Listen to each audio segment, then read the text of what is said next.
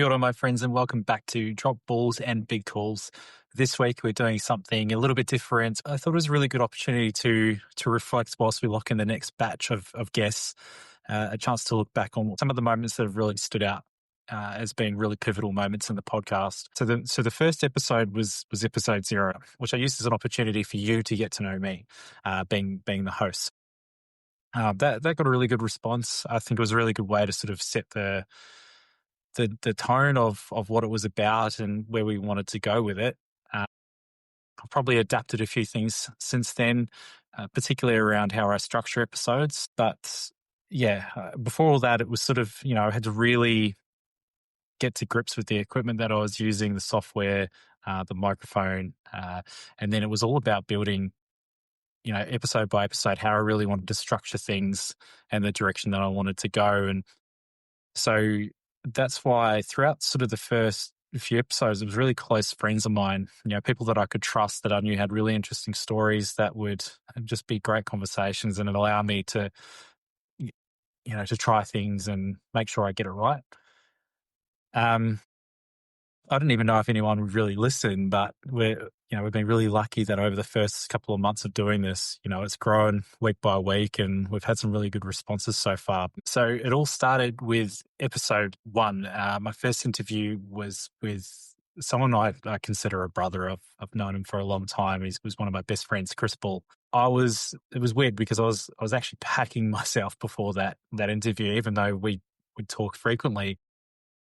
I didn't know how the recording was going to go, or what was going to go right, what was going to go wrong, the interview itself, how that structure was going to work. It was just a lot of unknowns. It actually took a good couple of hours to get the interview running because the internet connections weren't great. The software I hadn't quite got to grips with yet, and there was just a few things that didn't quite go right. But it turned out to be a really good conversation. I learned a lot of things about Chris that I didn't know about him. So we were able to go to depths that we hadn't been before. The loss of his parents, for example, but also from that, some of the trauma that he lives with day to day. The one moment that really stuck out to me was, this feeling that he's not going to live a long life. Come to have to face his mortality early, and that one really hit me. So let's look back at that moment. It was actually said by someone close to you that there's been times where you can't picture yourself living past 50, and that really hit me, especially you'd mentioned the mortality part. Like when you have a kid there, like that is one part that terrifies me as well. I think just having a kid in general is terrifying at times, particularly when they're first born. What's it like carrying that, man? Like that feels pretty heavy. It sucks. It's probably something I should probably do about. Something I should do something about.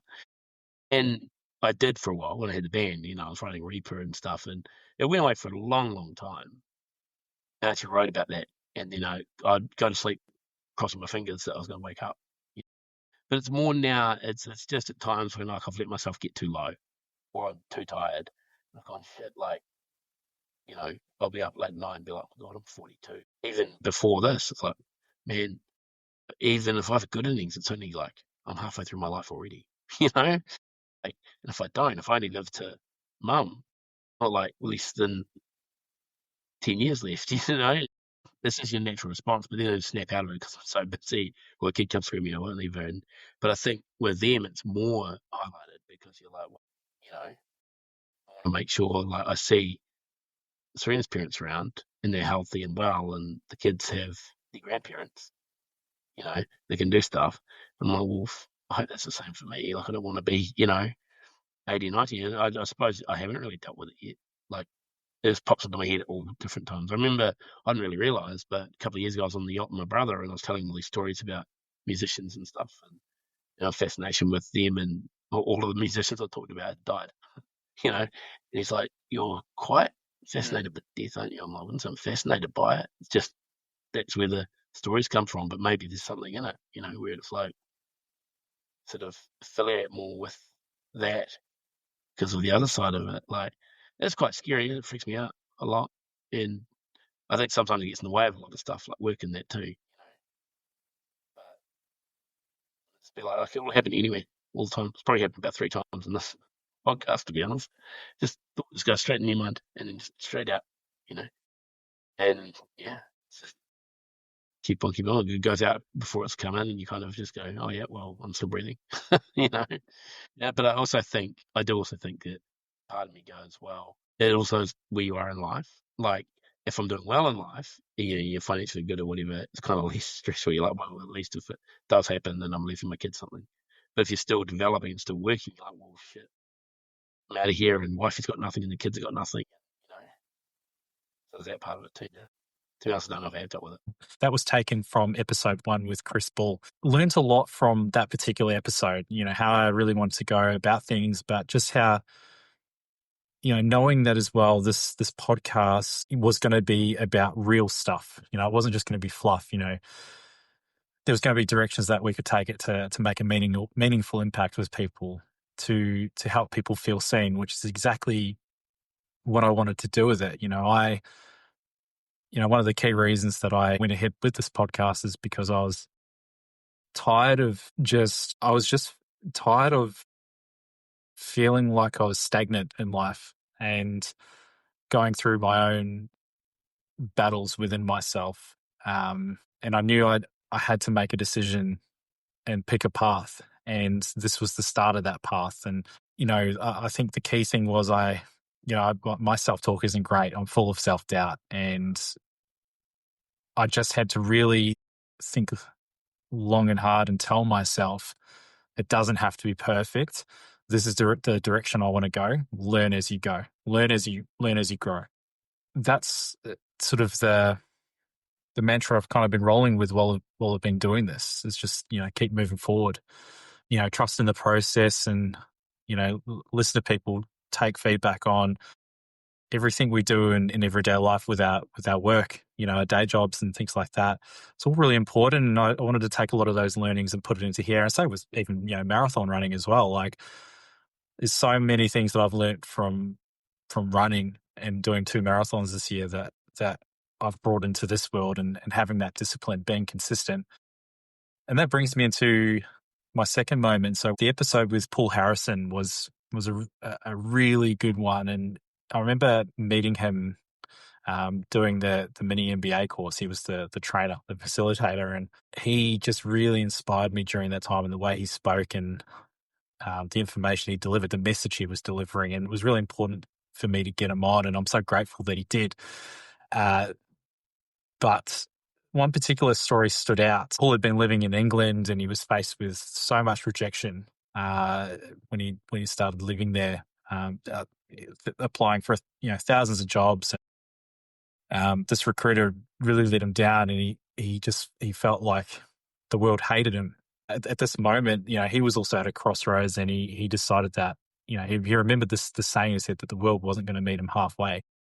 And he had to take accountability. So yeah, let's take a listen to that moment. I wanted to be able to get a job where I could wear a suit. That was a huge thing for me. So I started applying for all of these jobs. So I was I think the website was read.co.uk at the time.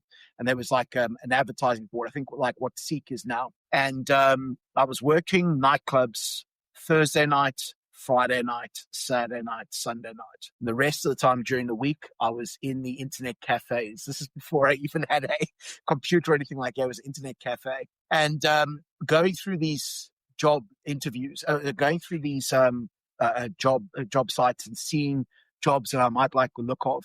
And every while I would send off my CV, my resume, and I'd send off a covering letter that I would try and tweak as well. And over 2.5 years, I got more than 3,000 job rejections. And I tell you this, and I was thinking about this today for some weird, strange reason, but I was probably about 1,000 rejections in. Now, this is not including the ones who didn't respond to me. So 1,000 rejections saying thanks, but no thanks. And I remember this maybe 1,000 rejections in, maybe a year and a half in. And I remember I got this email back from the employer, from the recruitment consultant. And the response that I got was, "Hi, Paul, thanks for your resume and CV. We'd love to have a meeting with you." And this was like absolutely phenomenal. I was over the moon, and the email said, can you do this date and what have you? So I said, absolutely fine. So anyway, I got this is the big thing. So I got my jacket on and everything like that, and my shirt, and it was down in Oxford Street in London. Oxford Street, I think. And I remember walking down to go and see the recruitment consultant, and I walked in, and the lady on reception looks at me and she goes, "Hi, how are you?" And I said, "I'm absolutely fine. Thanks. I have my best energy, best energy." And she goes, I said, "Could I please see so and so?" I forget the name of the recruitment consultant. She goes, "Yeah, is she expecting to see you?" And I said, "Yeah, I've got an email from her and everything like that." So she goes, "Okay, cool, no worries." And she goes in and she goes, she comes back out and her face is like a little bit sort of, a little bit not gaunt, just like a little bit concerned. She goes, "Yeah, you can go in." And I went in, and the recruitment consultant looks at me and she goes, "Paul, I've got to apologize." I said, "What?" And she goes, "We've got autoresponders. We've got buttons that we hit depending on, because the volume of CVs and covering letters we get in, we've got these autoresponders we sent out. One of the autoresponders is thanks, but no thanks. The other autoresponder is we'd love to meet with you. And I'm sorry, Paul, but I hit the wrong response." So effectively, she'd said, "Let's have a meeting." But it was not the intention. So she goes, "Listen, I've got nothing for you, unfortunately." So I turned around and I walked out. And, it's polite and everything like that. And I walked out, and I remember this. It would have been winter time in London, because it was probably about 4:30 and it was dark already in London. And I remember walking down the street, and I remember, and this was one of the biggest breakthroughs. I think I've had a lot of breakthroughs, but this was one of the breaking points where it was like you can go one way or you can go the other way. And there's been a few of those, but this was one of the ones I'm happy to talk about. But it was, I remember walking down that road and thinking, you know what? Everybody hates me. Everybody hates me. Everybody hates me because I'm South African. I'm never going to get a job. They're all biased against me because I don't have a university qualification, because everybody in London's got a university qualification, They're all classist and this and the next thing. And I must have held this thought for about 10 steps. And it was like, literally, I'm thinking about this, and the hatred is building up, and the resentment, and they don't know what this and that and the next thing. And then that was one side of my brain. The other side of my brain said me these words, says something along the lines of, "Listen, mate, if you think like that, you're in a lot of trouble for the rest of your life." I didn't say a lot of trouble. I said something else, but I'm not swearing on here. Okay. And I said, you're in a lot of trouble for the rest of your life if you start believing that. Because if you believe that everybody's got something personal against you because you're South African, or you don't have a university qualification, or your surname, or what have you, or, whatever, then you're in a lot of trouble, because then you're in this hatred mindset, this victim mentality that's going to absolutely destroy you. Because it does. And I'm not saying obviously that things are fair, because things are never fair, and I don't think they ever will be fair depending on who you ask. But that inability, that moment of breaking out of that mindset, which was, I'm owed something, and somebody once said to me as well growing up, was, "This world meets nobody halfway. You got to go and get what you owe nothing in this life." And it's brutal, it's direct, but it's how it's true. And when you start remembering, you start believing that, it's like, no, listen, I have to control what I can control. And one of the things I can start trying to control is my mindset and how I think and where I put my focus. Is it going to be on what I haven't got, or how life's wronged me, or this or that or the next thing? And we can all reference that. Or am I going to put my mind into something where I can really start focusing on getting a potential solution here? So that was a huge moment for me. It was a huge moment. And I think sometimes, Jason, you've got to go to a certain level before you really get a lesson that sticks with you, And I remember, I think having that moment, it's like you get to choose. You get to choose whether you're going to cry, and you cry alone, or you're going to smile and the world smiles with you, because no one's coming to save you. You've got to keep your mind and your focus in the right direction. And I am a massive advocate for that. And you'll remember, obviously, from the training, I'm sure we would have focused a lot on keeping your focus on stuff that's empowering rather than disempowering, which is not easy to do, because again, I have a belief that the human brain is negatively wired, or we're more inclined to notice the negatives way before the positives. But man, if we stay in that negative state, it is brutal, and it's it gets people to this negative downward spiral, and then you start associating with other people who think like that as well, and it's just it becomes rough. It really does. And yeah, that's why, again, talk about, you may remember, whatever you focus on dictates how you feel dictates your frame of mind dictates actions dictate outcomes. So controlling that focus and what I'm telling myself is absolutely crucial. That was Paul Harrison. So that particular moment really hit me like a brick, because, like I said, starting this podcast wasn't, it hasn't been easy along the way, but it wasn't about being perfect either. It was about taking accountability for where I wanted to go in life, overcoming some of that self-doubt, juggling family, work, running. But yeah, no one's going to hand you the path. You've got to carve it yourself. It's really important. And again, that message has really stuck with me since, and I know for a few of you, it's made an impact with you as well. The episode that really connected with people was the Lauren Gibbs episode, and that had a profound impact on me as well. Particularly the moment, she was, you'll see we were both in tears, talking about having to interview for support. The New Zealand health system really let her down when she was having children and going through some of the most awful moments of her life. It's one of the most downloaded episodes we've had, and still today, get a lot of feedback on that one. And again, had a profound impact on me as well. So let's listen to this one now and take you back. Then, the rage hits, and the other intrusive thoughts hit, where I'm not only having thoughts of him accidentally getting hurt. My brain is now, and my intrusive thoughts work in the way that they can come as thoughts, but they most regularly come as images. So they're intrusive images. And it plays like a movie in my head. And I'm having these images of me actually causing him harm purposely. And that terrifies me. That absolutely terrifies me. What kind of a mother would have those thoughts? And why was I having them? And it was I Michael had to give him a bath a lot of the time because I was scared that he was going to drown, whether accidentally or if I was going to do something. So I'm just, I'm just feeling he's not safe. But then he'll cry and I just get so mad. Or I'm trying to change his diaper and he's trying to roll away from me, and that little bit of a rejection. Rejection, the resistance, right? I just, and saying things to him that I would have never, ever thought I'd say to my child, like screaming, "What do you want?" when he won't stop crying, right? Who am I? So I do have to say that because I was pregnant, I did have a different midwife this time. Her name is Jackie Snowden, and I would recommend her to anybody.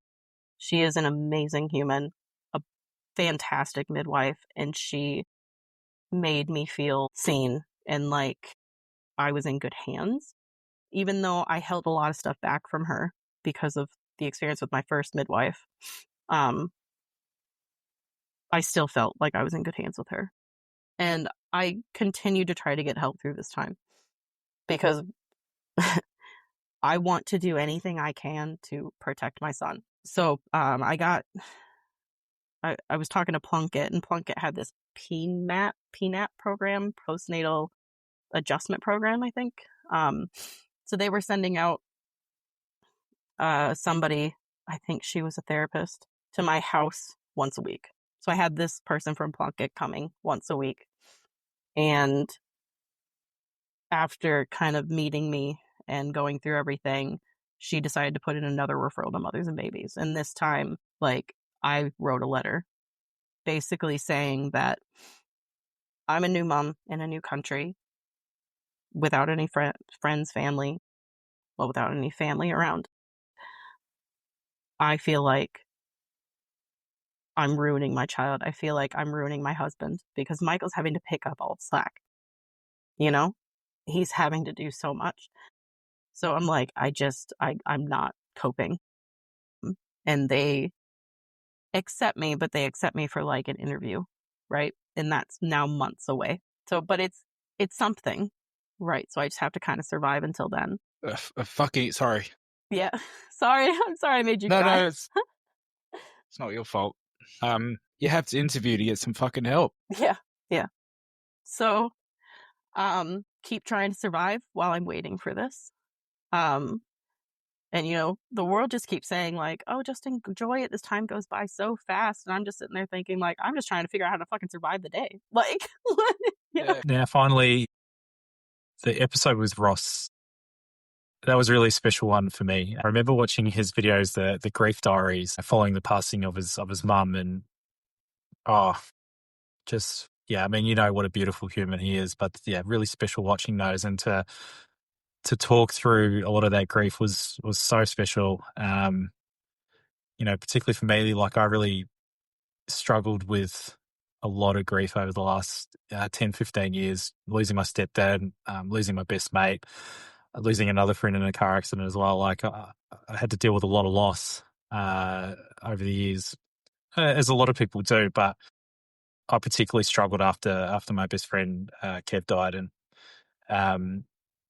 it was just really, really lovely and therapeutic talking through a lot of the stuff that Ross was going through and seeing how he's dealt with it. And we've really connected again after that, particularly through our love of rugby league. And I think that's probably the key thing I've taken through all of this is like the connection that I've been able to build through this platform.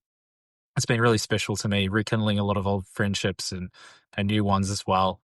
And, I for one just can't wait to see where the future of this goes. And I just want to keep being consistent with it. And hopefully you'll keep listening as well and help me improve this thing along the way. But I want to take you back to Ross talking about this moment in this episode where we were saying, great Christmas gift idea of, telling someone you love how you feel about them and how much you love them, and how he was able to do that with his mum before she passed. It was so special. I'm going to bring you back to that moment to close this episode. And really, again, just thank you so much for listening. We've got plenty more coming.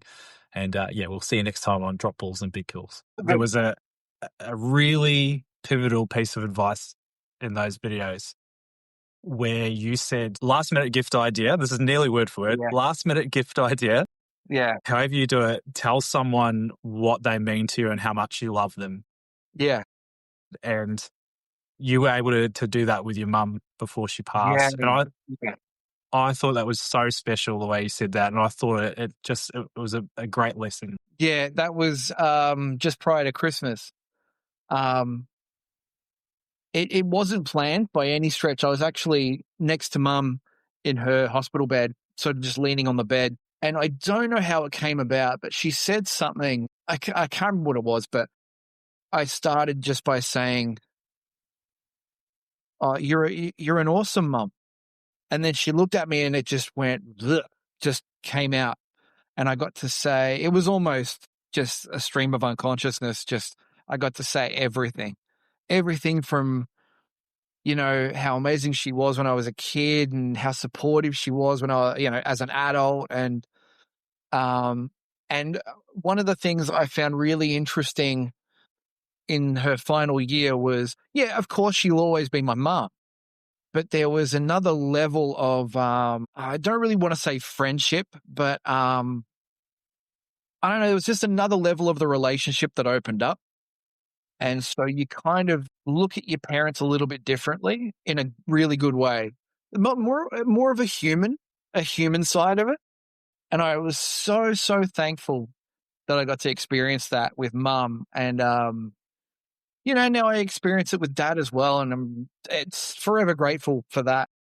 But it is, it was a unique experience. I could not recommend it enough to tell the people that you love exactly what they mean to you and what you think of them and how much you love them. It sounds, a bit wishy-washy and a bit, treacle sweet, but it's such a gift, even to be able to do it, to be able to say to someone, like because parents, there's a lot of people that never get that opportunity.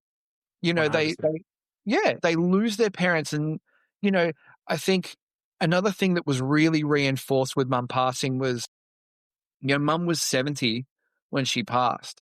That's not old. 70 is not old, especially when she was the way she was. Her nickname was the kamikaze gardener because she, without word of a lie, I cannot begin to tell you how many phone calls I had from ER going, I'm okay.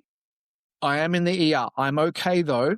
You know, and of course, just ridiculous stories would follow through.